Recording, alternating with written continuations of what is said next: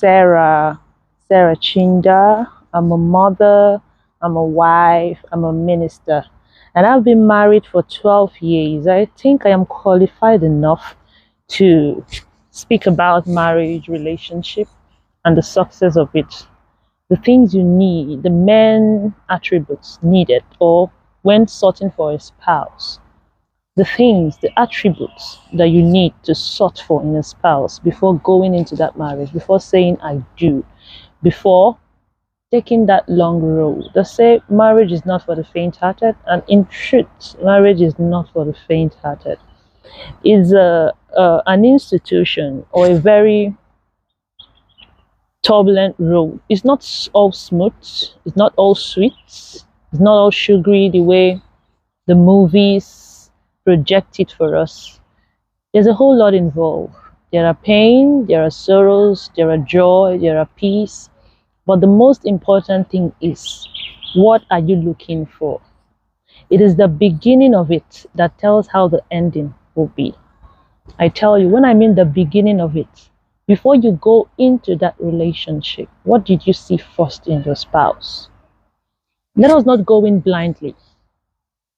Never go into marriage blindly, out of desperation or maybe out of pressure. Never go into it. Take your time, relax. Now, that takes me back to the three main attributes to search for in your spouse. Three main attributes. 1, marry your spec. When I mean marry your spec, marry the one you are attracted to. There must be a certain kind of attraction. There must be a mental attraction or a physical attraction. Because attraction creates a fun environment. It creates an interesting environment so that you are not bored with your partner. When you're not attracted to your partner, you open doors to infidelity. That is why I cringe at the very thought when I hear they say, my mother said you should marry this person. You can't go, somebody should not compel you to marry someone you don't feel a certain attraction to. Not your pastor, not your mentor, or whatever it is should not compel you. Do you. Now you must remember that you are going to spend the rest of your life with this person. So you must have a certain level of attraction with this person. 2, do your purpose align? When I mean do your purpose align, what are your purpose? What are your goals? What is your coming together achieve? Is it under God's umbrella? Is it under God's agenda?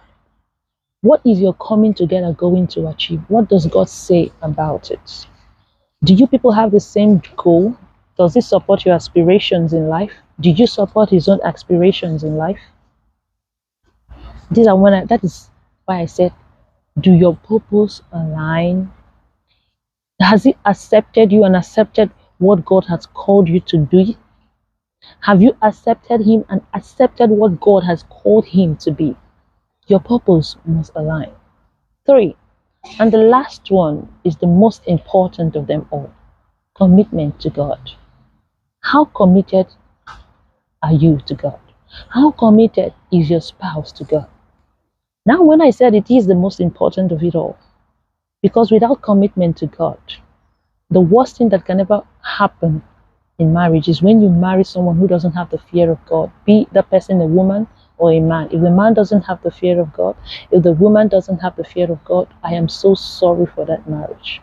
Because the fear of God, your commitment to God goes a whole long way.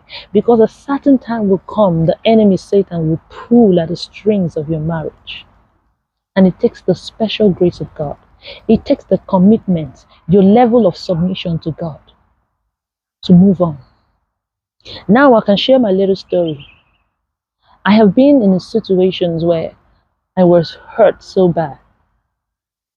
And the only thing that pulled me through was my submission to God, my submission to the Holy Spirit.